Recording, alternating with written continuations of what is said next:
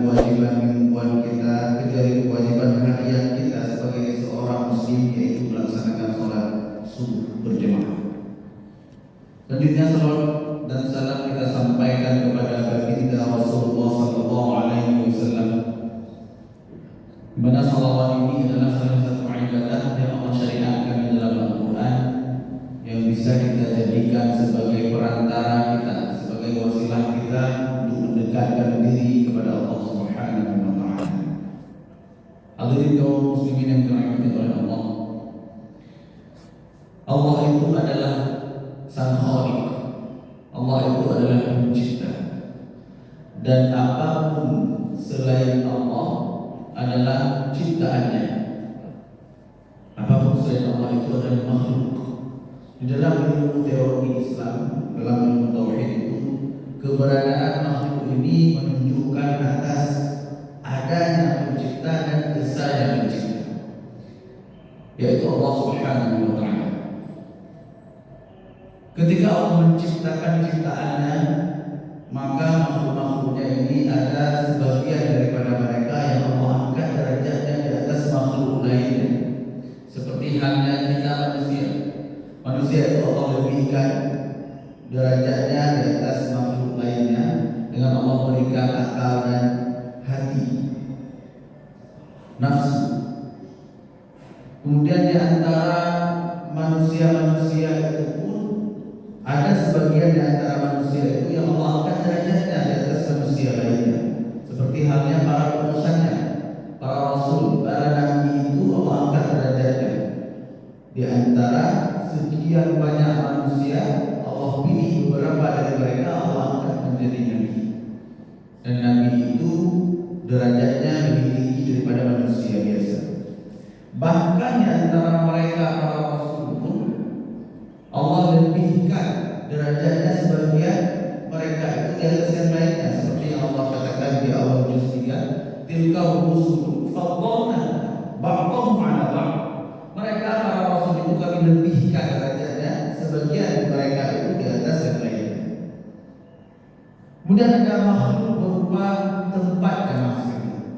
Ada tempat-tempat di muka bumi ini yang Allah angkat derajatnya, seperti halnya tempat yang sedang kita duduki saat ini, masjid, rumah Allah. Tempat ini Allah angkat derajatnya di atas tempat-tempat lainnya di muka bumi ini. Bahkan di antara masjid-masjid sendiri pun ada beberapa masjid yang Allah angkat derajatnya di atas masjid lain, seperti halnya Masjidil Haram, Masjid Nabawi, Masjidil Aqsa. Itu adalah masjid-masjid yang Allah angkat derajatnya di atas masjid-masjid lainnya. Kemudian ada makhluk berupa waktu.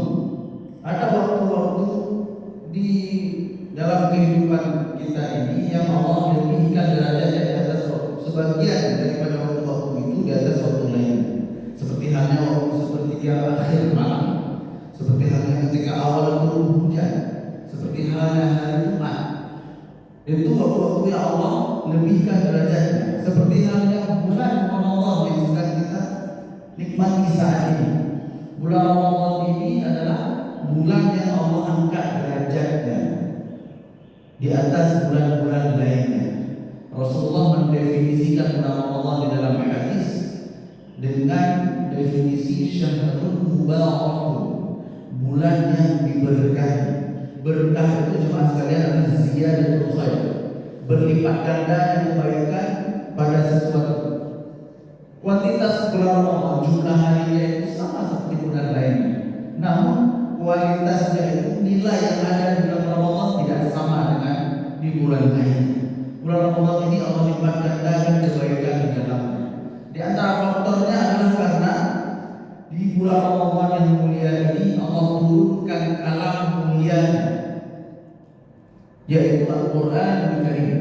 Quran ini teman sekalian, kita sering mengucapkan nama Al-Quran itu dengan Quran Al-Karim. Itu di dalam tatanan bahasa Arab adalah sebuah bentuk sifat mausuf atau na'at Karim.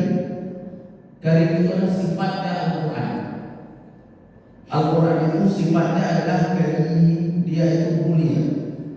Dan Al-Quran itu jelaskan dia memuliakan apapun yang berkaitan dengan dia.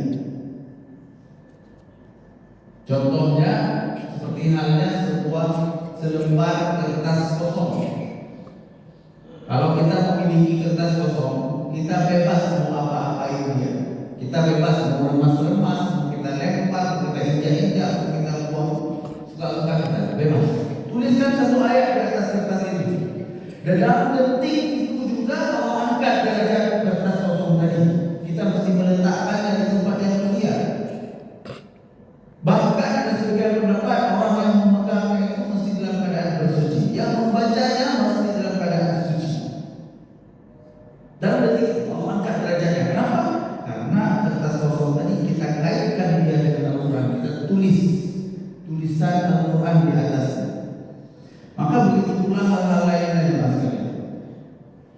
Mari sama-sama kita memanfaatkan kaidah ini di bulan yang mulia ini. Kita kaitkan diri kita, kita kaitkan lisan kita di bulan yang mulia ini supaya Allah angkat lisan kita, Allah angkat derajatnya. Kaitkan lisan kita dengan Al-Quran, insya Allah Allah angkat derajat lisan kita. Kaitkan telinga kita dengan Al-Quran, kaitkan mata kita dengan Al-Quran, kaitkan hati kita dengan Al-Quran, waktu kita dengan Al-Quran. Maka insya Allah Allah akan angkat derajat hal yang kita kaitkan dengan Al-Quran daripada diri kita. Dan di antara faktor lainnya adalah di bulan Ramadan ini Al-Quran itu Allah turunkan di malam Lailatul Qadar yang Allah informasikan dalam surah Al-Qadar, Lailatul Qadri khairun min alfi syahr. Di antara faktor kenapa bulan Ramadan ini nilainya itu lebih baik daripada bulan-bulan lainnya adalah karena di dalamnya ada satu malam yang Allah rahasiakan di antara malam-malam Ramadan itu, yang kualitasnya itu lebih baik daripada 1000 bulan atau lebih baik daripada lebih kurang 83 tahun.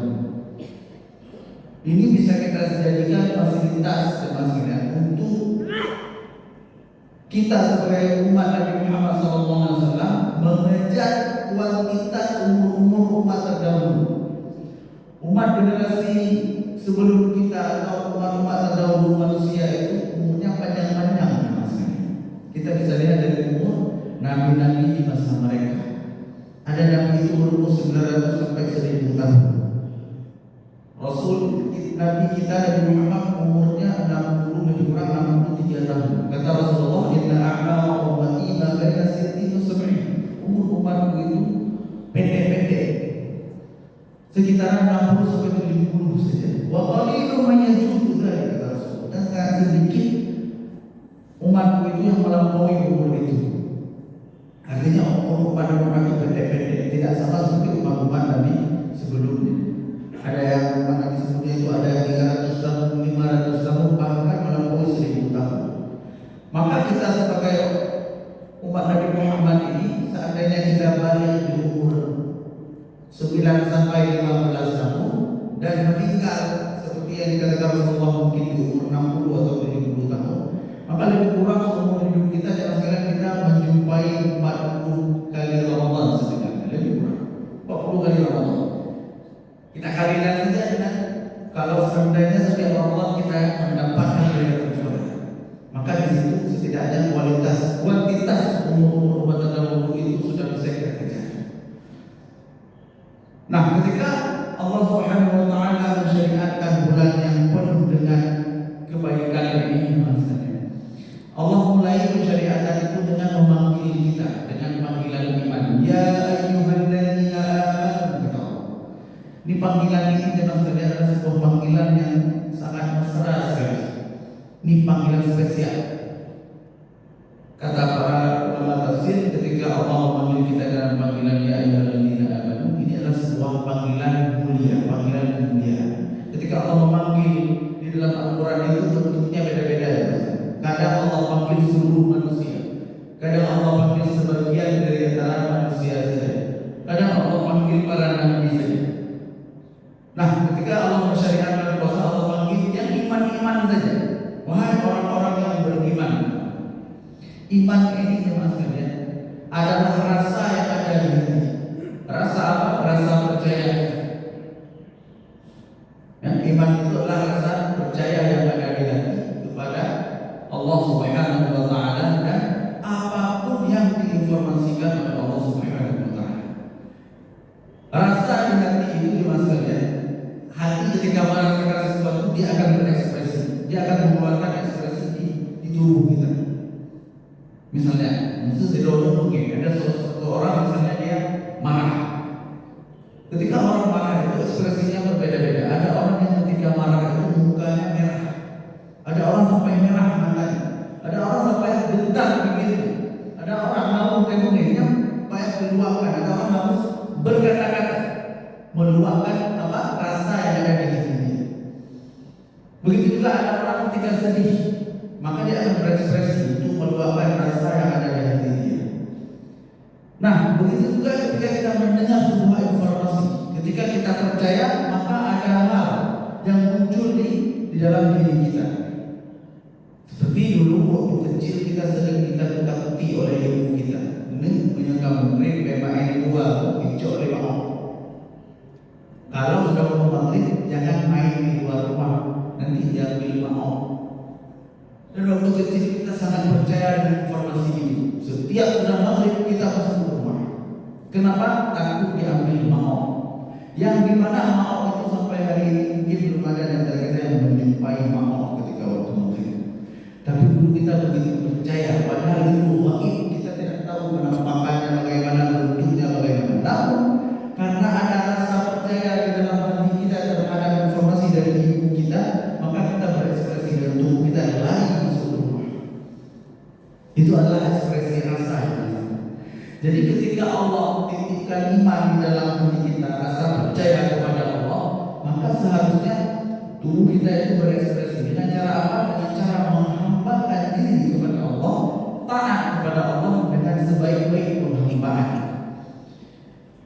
Dan di sini ketika pensyahadatan Allah panggil kita dengan panggilan itu, ya ayyuhalladzina amanu, wahai orang-orang yang percaya kepadaku walaupun kalian tidak bisa melihatku.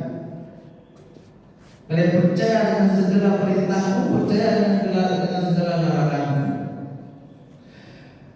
Sayyidina Abdullah bin Abbas radhiyallahu anhu berpesan kepada kita, "Idza sami'ta ya ayyuhalladzina amanu," jika kalian mendengar Allah berkata, "Ya ayyuhalladzina amanu," fa'ar'iha sam'aka, maka pasang telingamu baik-baik. Fa'innahu imma amrun yu'maru bihi, karena setelah ya ayyuhalladzina amanu informasinya bisa jadi kata Sayyidina Abdullah bin Abbas, setelah ya ayyuhalladzina amanu bisa jadi sebuah perintah yang harus kita taati, atau bisa jadi dia ada sebuah larangan di sini. Yang dimana perintah itu jika kita taati, maka iman di dalam dada kita akan bertambah, rasa percaya kita kepada Allah akan bertambah. Sebaliknya kalau perintah itu kita langgar, maka iman kita akan menipis. Artinya informasi yang ada setelah ya ayyuhalladzina amanu itu bisa menaik turunkan iman kita. Maka kalau kita mendengar atau membaca Al-Quran dan dimulai dengan ya ayyuhalladzina amanu, maka perhatikan di sini baik-baik. Di sini di syariat Allah datangkan informasi kewajiban puasa, artinya puasa Ramadan ini bisa menaik turunkan iman kita. Dan puasa ini maksudnya adalah satu-satunya ibadah yang tidak ada rianya. Kita tidak bisa ria di puasa. Ria itu artinya beribadah supaya dilihat orang lain, supaya dilihat oleh makhluk. Nah, sembahyang 2 rakaat itu tidak boleh bawa. Bisa kita nampakkan. Sholat itu kita bisa ria. Sedekah kita bisa ria, bisa nampakkan ke orang lain. Tapi puasa tidak ada. Artinya ibadah puasa ini adalah salah satu ibadah yang bisa kita jadikan sarana untuk membangun sebuah hubungan yang intens dengan Tuhan. Yang tahu kita puasa atau tidak hanya Allah. Kita bisa bilang ke orang lain, saya sedang berpuasa. Kita bisa acting lemah-lemah, tapi orang lemah itu belum tentu sedang berpuasa. Orang yang ngomong dia puasa, dia bisa jadi melindungi kita dan menangkap aja kita nggak tahu. Yang tahu hanya kita, Allah saja. Artinya apa? Puasa ini nggak ada dia. Puasa ini adalah salah satu ibadah pembuktian ketaatan kita terhadap perintah Allah. Ketika puasa, ketika Allah perintahkan kita puasa, maka kita taat dengan segala rukun-rukunnya. Itu kita bisa bisa membuktikan kualitas diri di hadapan Allah. Ya Allah, saya hamba yang taat dengan cara berpuasa dengan baik. Dan ayat puasa ini Allah tutup dengan sebuah harapan, la'allakum tattaqun. Semoga dengan mensyariatkan puasa ini nantinya selesai dari bulan Ramadan ini kita bisa keluar dengan level takwa. Takwa itu sederhananya dimaksudkan adalah taat perintah, taat larangan.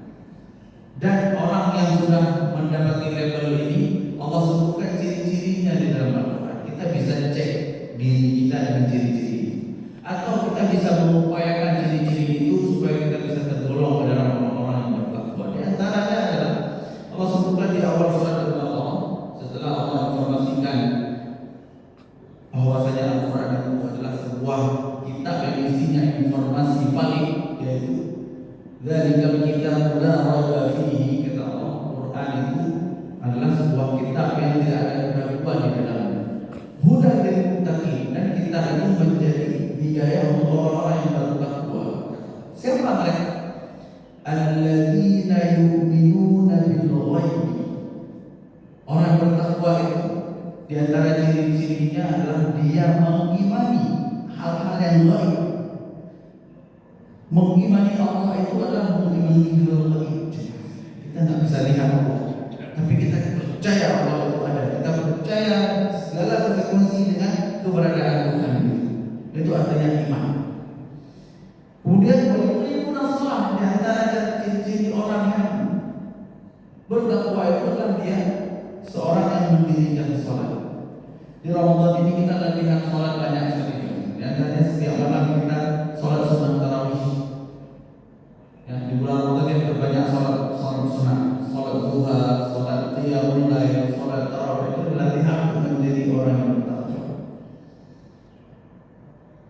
Wa mimma razaqnahum yunfiqun, dan antara ciri orang yang bertakwa itu adalah mereka berinfak. Ketika Allah titipkan nikmat kepada mereka, mereka tidak hanya menggunakan nikmat itu untuk kepentingan diri, tapi mereka akan mengorbankan keinginannya demi orang lain, demi makhluk-makhluk Allah yang lain, atau setidaknya dia langsung mengorbankan diri untuk Allah. Pengorbanan kita itu adalah bukti cinta. Ketika kita berinfak karena perintah Allah, padahal kita pengen banyak-banyak harta. Sifat manusia itu pengen mengalir dan kumpul duit, punya tabungan, punya investasi, punya ini, punya itu. Itu sifat kita manusia. Kita suka mengumpulkan harta. Namun di antara harta yang Allah titipkan itu Allah perintahkan wa anfiqu mimma razaqnakum. Nah, ketika kita iman, percaya dengan Allah dan Allah datangkan perintah wa anfiqu, apakah di situ kita taat atau tidak? Meskipun dalam perintah itu ada yang bentuknya wajib, ada yang bentuknya sunnah. Namun ketika kita seorang yang yakin, orang yang iman kepada Allah, kita akan taat dengan perintah yang wajib, bahkan dengan perintah yang sunnah, untuk mendekatkan diri kepada Allah, membuktikan diri bahwasanya kita layak keluar di Ramadan ini, atau layak kita menggelar Ramadan. Mungkin untuk hari ini mudah-mudahan bermanfaat untuk sekalian. Mudah-mudahan Allah golongkan kita dalam orang yang imannya tebal dan bisa memanfaatkan momen Ramadan yang diberkahi ini, yang penuh dengan kebaikan ini, untuk menebalkan rasa iman yang ada di dalam dada kita, melatih diri untuk mempraktekkan segala informasi yang sudah kita ketahui, meskipun informasi itu gaib, yang bisa menaikkan iman kita, yang bisa mendatangkan level takwa nantinya ketika kita selesai dari Ramadan ini. Mudah-mudahan acara ini bermanfaat, terutama untuk khatib sendiri, umumnya untuk jemaah sekalian. Aku qauli hadza